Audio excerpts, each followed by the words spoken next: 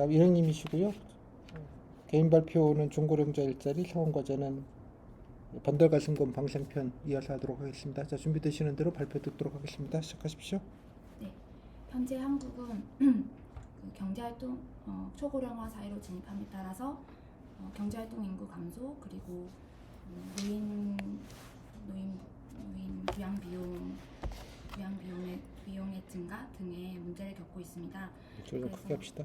네, 중고령자들을 노동시장에 적극적으로 투입함으로써 이러한 해결 방안을 모색하고자 하는 상황입니다. 그래서 이러한 배경하에서 중고령자 일자리 문제에 대해서 발표를 하겠습니다. 저는 현황과 문제점 그리고 대책 방안에 대해서 발표하겠습니다. 먼저 현황입니다. 네 가지로 나눠볼 수 있겠는데 첫 번째로는 인구 구조의 변화입니다. 현재 한국은 2025년에 초고령 사회로 진입할 예정입니다. 이에 따라서 생산 가능 인구가 급격하게 감소 중인데요. 2020년에는 약 3,700만 명인 반면에 2067년이 되면 약 1,800만 명으로 거의 2천만 명 정도가 줄어드는 것으로 나타납니다. 두 번째로는 신중년이라 불리는 50세에서 69세까지의 중고령자들의 고용률과 고용의 질 문제입니다. 신중년의 고용률이 증가 추세인데요. 2011년에는 63.3%였던 반면에 2020년에는 66.2%로 다소 증감 추이를 지속적으로 증가하는 것은 아니고 증감 추이를 보이고 있으나 크게 봤을 땐 증가 추세를 보입니다. 그리고 상용직 비중이 낮고 일용직과 자영업자 비중이 높은 것으로 나와 있습니다. 세 번째로는 신중년의 근로희망이 증가하고 있다는 점입니다. 주된 일자리 퇴직 연령이 21년에는 49.3세였던 것에 비해서 장래 근로희망 연령은 21년에 73세로 매우 높은 편입니다. 이 근로를 희망하는 이유로는 설문조사에서 생활비 보탬이 58.7%, 그 다음으로 일하는 즐거움을 33.2%로 꼽은 바 있습니다. 마지막으로 전문인력 퇴직자가 증가하고 있다는 점입니다. 고학력자와 전문직 퇴직자가 증가하고 있는데 이들은 생계유지 외에도 사회적 공헌 등 다양한 사회 참여에 대한 욕구를 가지고 있는 것으로 나타나고 있습니다.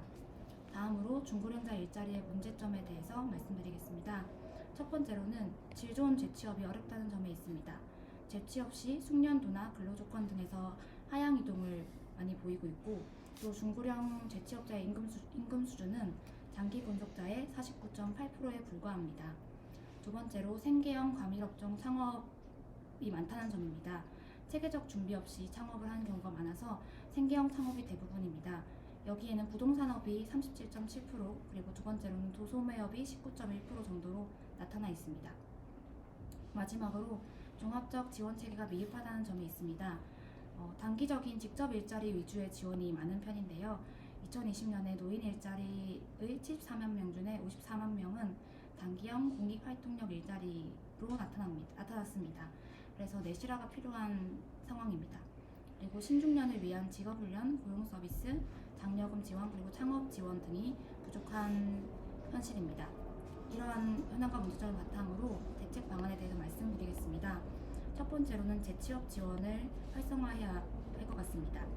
고령자를 고용하는 중소기업에 대한 지원금을 신설하는 A국 사례를 벤치마킹 해볼 수 있을 것 같고요. 또 노인 친화 기업 인증제를 확대하여서 고령자들을 더욱 기업들이 많이 채용할 수 있도록 지원하는 방안이 필요합니다. 또 고령자 부인 수요가 증가하는 직무를 발굴하여서 지자체 등과 연계하여서 재취업을 적극적으로 지원할 필요가 있습니다.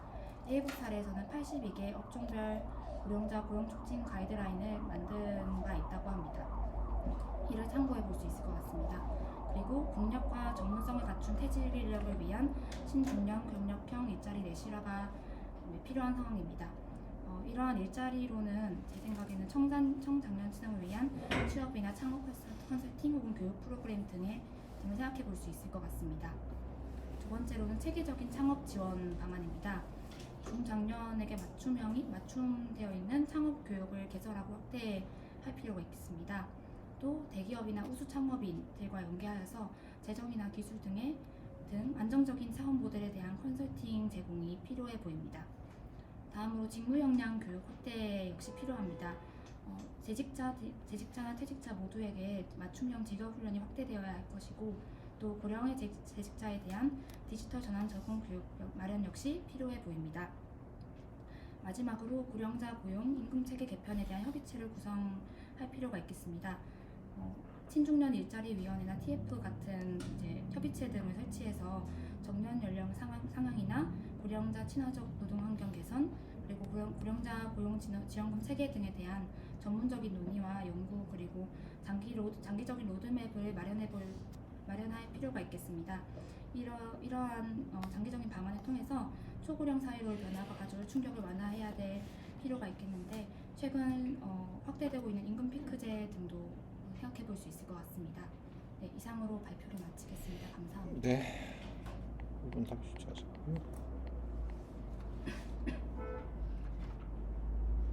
네. 자, 뭐 어려운 얘기이긴 한데요. 이거 뭐 답 없는 얘기이긴 합니다만, 그래도 정부가 좀 뭐 이 분야에 대해서 신경을 써서 좀 우선해서 한다면 어떤 것들을 좀 우선하는 게 좋겠습니까? 네, 우선적으로 해야 될 방안으로는 취업 지원 활성화 방안이 될 것 같습니다. 저희 아버지께서도 40대 퇴직을 하셔서 노동 하향 이동을 하셨다가 최근에 지자체에서 이제 소개해준 일자리를 얻으신 적이 있는데요. 그런 것처럼 이제 당장 취직하지 못하시는 이제 고령자 분들을 위한 일자리 지원 같은 방안들이 필요할 것 같습니다. 그러니까 일자리 지원이라는 게 네.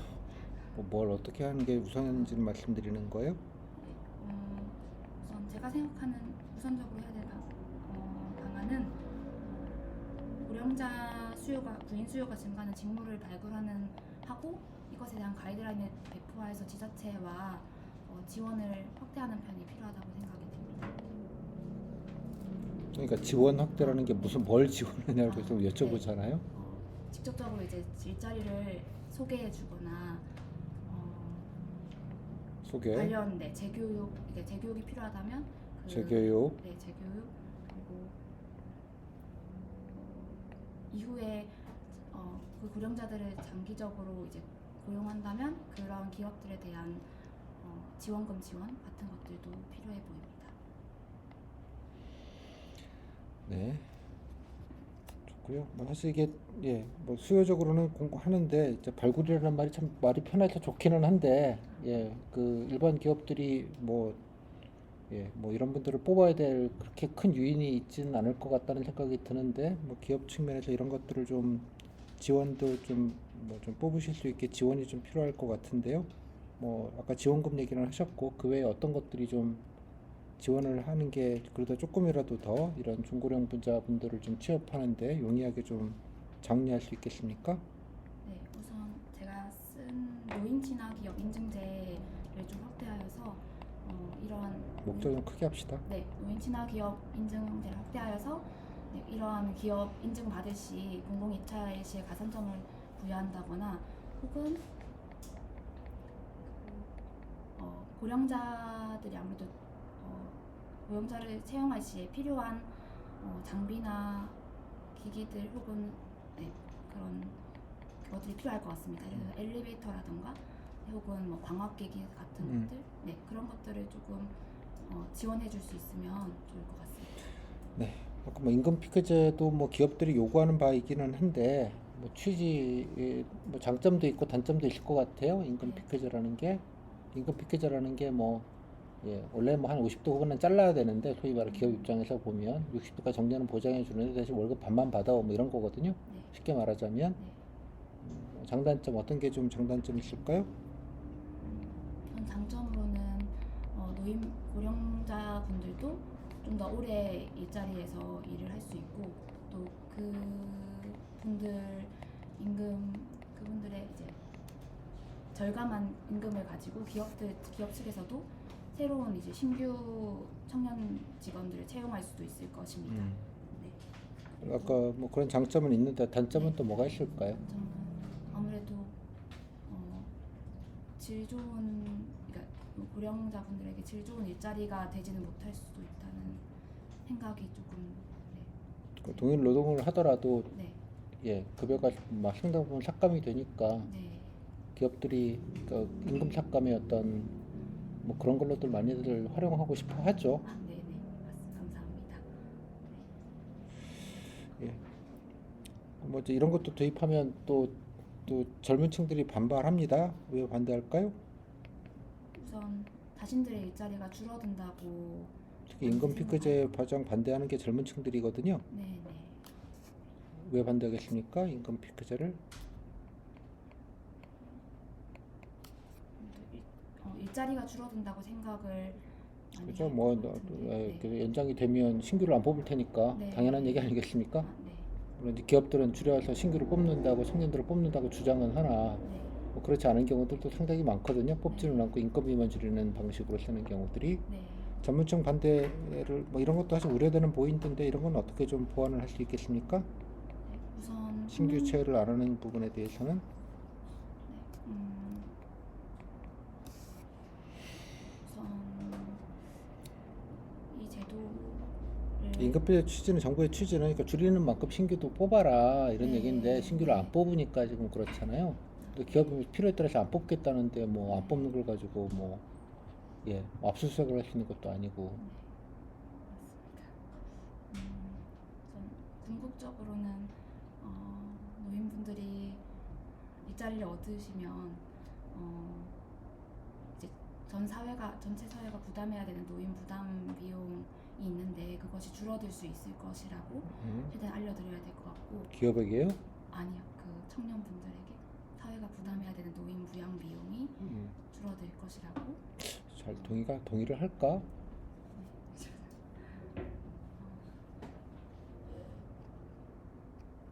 그러니까 뭐 좀 젊은층을 좀 취업할 수 있는 장려책도 같이 좀 패키지로 들어와야 되지 않겠냐라는 취지입니다. 네, 감사합니다. 젊은 사람이 참으세요 이렇게 얘기할 건 아니잖아요. 네, 맞습니다.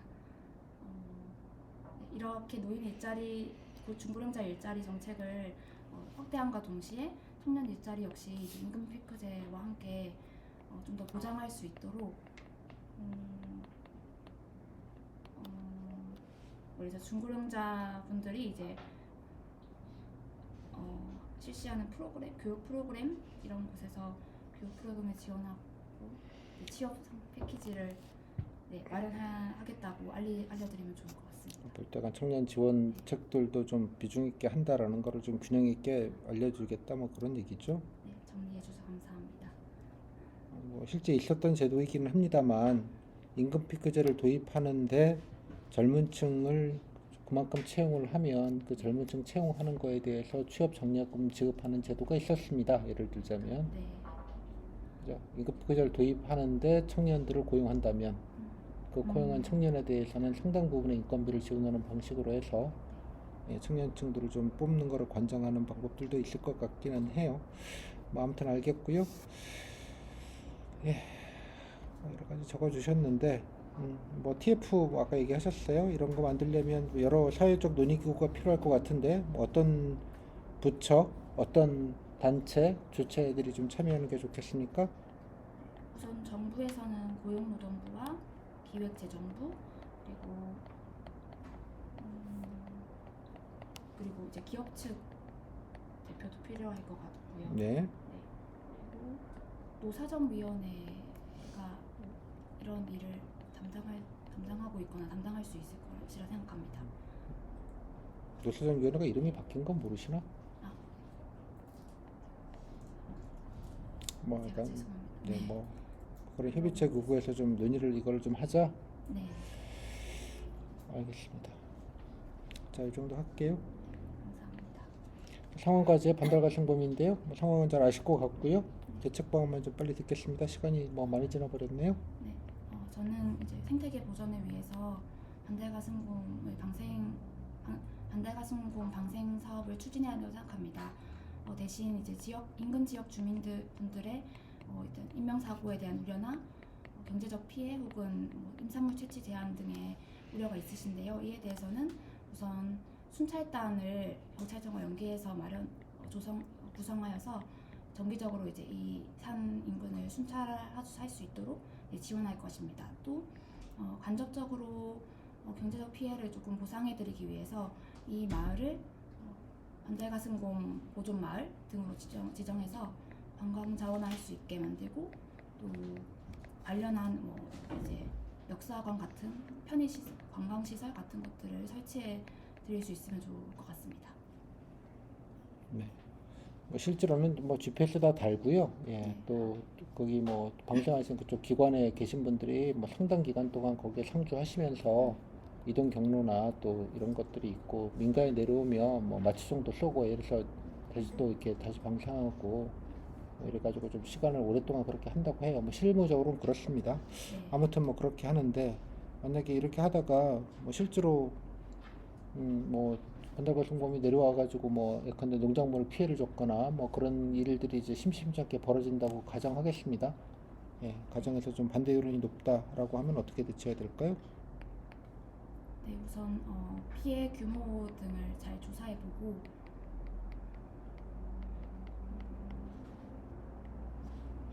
이를 방지할 수 있는 방안을 마련해보겠습니다. 뭐라고요? 방지할 수 있는 방안을 마련해보겠습니다.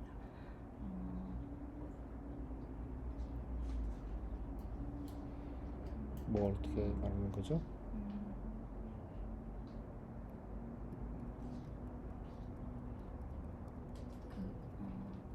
아니 내려와서 농작물 뭐 고구마 밭다 휘저어놓고 갔어요. 네, 그 피해를 입은 일부분을 경제적으로 보상해드릴 수 있으면 좋을 것 같습니다.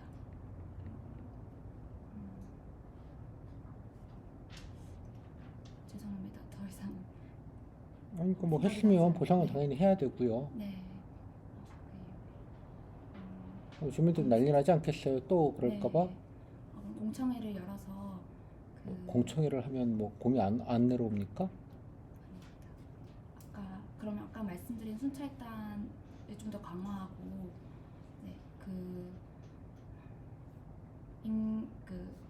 임산물이나 이제 농가 근처에 방지할 수 있는 그런 펜스나 이런 것들을 더 강화하는 방안을 마련해 보겠습니다. 네. 근데 뭐 이런 거 하면서까지 이렇게 글쎄 뭐 곰이 뭐라고 환경단체 분야 좋아하시겠지만 뭐 왜 굳이 이렇게까지 해가면서 시간 비용 들이고 주민들 불편하게 하면서까지 이게 곰 몇 마리를 이렇게 풀어야 됩니까? 네, 우선 그런 생각 안 듭니까? 생태계 사람이 중요하지 곰이 중요하거든요.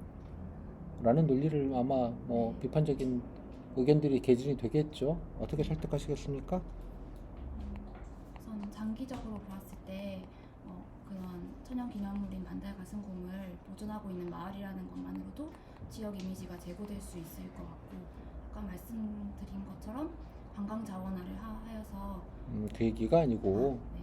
왜 이런 걸 하냐 논란 시끄럽게 등산객들은 산도 마음대로 못 하겠다. 그 곰이 뭐라고 사람이 살아야지 무슨 국민이 중요해 곰이 중요해 뭐 그런 비판 논리가 생기지 않겠습니까? 네, 맞습니다. 어떻게 설명을 해줘야 되지 않겠습니까? 설득을 하든지 필요성과 당위성. 생태계 보전이라는 당위성에 대해서 이제 설명을 드릴 텐데 이와 관련해서 그런 천연기념물을 보존했을 때 해외 사례 등을 연구해서 생태계 보전 지수 같은 것들이 얼마나 높아질 수 있는지, 다양성이 얼마나 보존될 수 있을지 등에 대해서 말씀드려야 될 것 같습니다.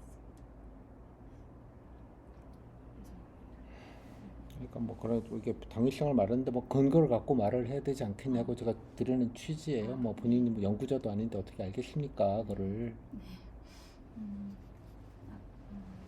그리고 지난해 이제 방생되었던 곰들이 있는데 그 곰들이 실제로 얼마나 피해를 입혔는지 혹은 지금 잘 적응해서 어떻게 잘 살아가고 있는지 이런 현황들을 잘 보고해드리고 안심시켜드리면 좋을 것 같습니다. 완벽하게 그 야생화가 되면 사람 안 와요, 그죠? 예. 뭐 그러니까 문제가 없었으니까 잘 얘기하셨는데 앞에 했던 사례들이 있잖아요, 일단은. 네, 맞습니다. 뭐 그런 거를 해서 이렇게 뭐 잠깐 뭐 적응 기간 중간에 일부 그럴 수 있으나 뭐 그런 것도 좀 들이대고, 그죠? 나중에 뭐 관광 자원화 했을 경우에 뭐 이러이러한 패닉들도 있을 수 기대가 된다는 사례들도 좀 가지고 오고, 그죠? 뭐 장기적으로는 그죠? 보존이 되는 것이 뭐 원론적인 얘기긴 합니다만 뭐 학자들한테 뭐 의뢰를 했는지 이것이 주는 경제적 효과만이 아니라 그죠? 생태계에 미치는 좀 부가적인 효과들을 좀 지표화를 좀 해서 그죠? 국민들에게 또 이러이러한 좀 미래의 어떤 효과들이 있다라는 것들도 좀 예, 연구 조사 같은 거를 좀 맡겨서 그죠? 예, 그런 근거들을 좀 가져서 뭐 잠깐 동안은 좀 불편하시고 잠깐 동안은 좀 걱정이 좀 되시겠으나 그죠? 예방하려고 최선을 다하고 있고 장기적으로는 또 도움이 될 수 있는 부분이 있고 미래를 위해서는 필요하니 안전조치는 충분히 하겠습니다. 그리고 좀 피해 입는 환자 최대한 보상하겠습니다. 또 이것 때문에 조금 더 살림에 좀 도움이 될 수 있도록 노력도 하겠습니다. 뭐 그런 얘기를 해야 되는 거 아니겠어요? 뭐 어려운 얘기 아닌 것 같은데. 자, 여기까지 감사합니다. 20분, 21분 했고요. 제가 그냥 정리해서 말씀드리는 걸 여러분 입으로 하시는 거예요. 그죠?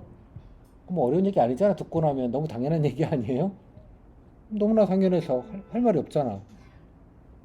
중요한 그 당연한 거를 잘 정리하는 게 중요하다는 뜻이에요. 뭐 이거 뭐 무슨 대단한 거라고 뭘 모르겠어요. 비판 여론 대책 맨날 묻는 거잖아요. 그럼 뭐 좋은 점이고 좋은 점만 하는 게 아니라 걱정하시는 부분은 이렇게 해소하겠다는 노력한다. 걱정하지 마셔라. 어? 사고 안 나도록 최선을 다하겠다.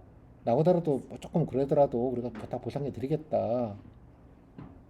뭐 이런 걸 얘기하는 거 아니야? 뭐 장사 한두 번 하는 것도 아니고. 자, 다른 거는요? 없습니다.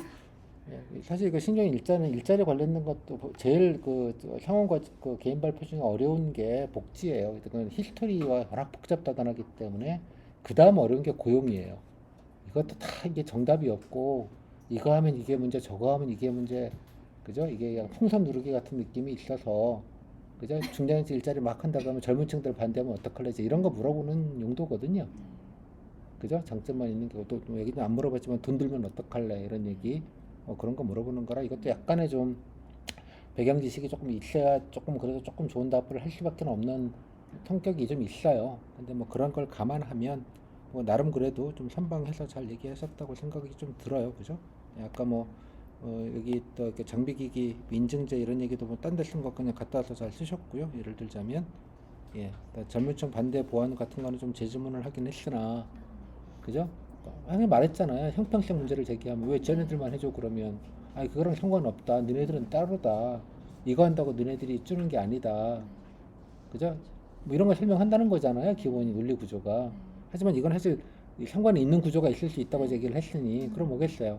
그런 부분을 보완하기 위해서 예, 만약에 이렇게 이런 기업들이 이렇게 했을 경우에는 보조금이나 지원금을 패키지로 들어가는 거예요. 지금 이거 사라졌을 거예요. 아마 지난 정부까지 했다가 2, 3년 전에 조용히 사라졌는데 임금 피크제 자체를 권장하지 않기 때문에 정부가 최초에 지지난 정부 때 임금 피크제를 도입을 하면서 그죠? 도입하겠다고 얘기하면서 같이 패키지로 들어간 게 바로 임금 피크제 도입 기업이 청년들을 고용했을 때 청년 임금의 거의 90%를 줬어요. 100%도 아니고. 그냥 뽑으라 이거지. 안 뽑을 건 니네들 알거든. 그러니까 돈 줄 테니까 그냥 뽑아. 100%는 우리가 못 주겠지만. 한 달에 뭐 250만 원, 200만 원 이렇게 줬어, 인당. 물론 이제 그렇게 하면 이제 인원을 많이 못 주죠. 1000명인가? 뭐 생색내기용으로 잠깐 하다가만 그런 것도 뭐 정책 중에 하나가 이렇게 있었어요, 실제로.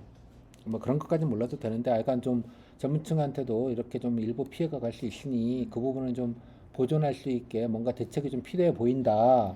까지는 가야지. 하지만 그게 뭔지는 난 잘 모르겠다.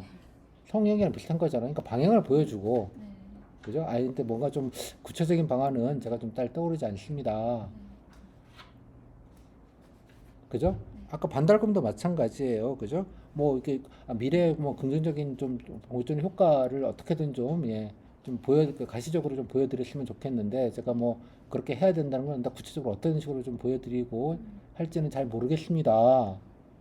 그러면 면접인이 웃으면서 뭐 그거 말이죠. 이제 정부 영역기관 줘가지고 연구해가지고 이렇게 해요. 뭐 그런 데서 발표하고 이렇게 해가 효과 이렇게 몇 조 이렇게 발표하면 되는 거니까 뭐 그렇게 뭐 하는 방법들이 있어요라고 면접인이 되게 알려줘요. 그러면 어떻게 돼요? 아이고 줄 감사합니다. 웃으면서 열심히 가서 배우겠습니다. 아니면 현재가 오면 다 알 텐데 뭐 이러고 넘어가는 거예요. 이게 커뮤니케이션이라고. 다 알아맞추라고 하는 게 아니야.